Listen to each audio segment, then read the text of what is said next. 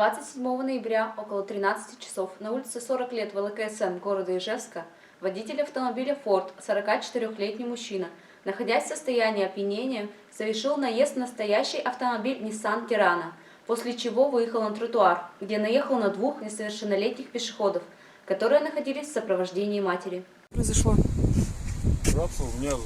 Я выезжал со стоянки, вот здесь, которая стояла, навстречу попалась машина, заезжала, я сдал назад, у меня закусила педаль газа. Еще, все, стоп. Все, идет анализ. Это очень много. Один. Это я что, со вчерашнего дня? 359. Вчера я не херачился. Вчера? Да. Ну, мощно, значит. В результате дорожно-транспортного происшествия дети получили травмы различной степени тяжести. В отношении виновника аварии составлены административные материалы. Транспортное средство помещено на специализированную стоянку. Проводится расследование.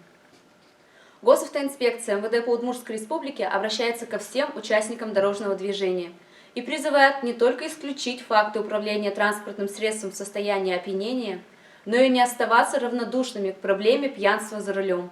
Своевременно информировать полицию о водителях, которые ведут себя на дороге неадекватно. Помните, проявленная бдительность позволит спасти человеческие жизни. Ведь под колесами пьяного водителя могут оказаться ваши дети, родственники, друзья и близкие люди.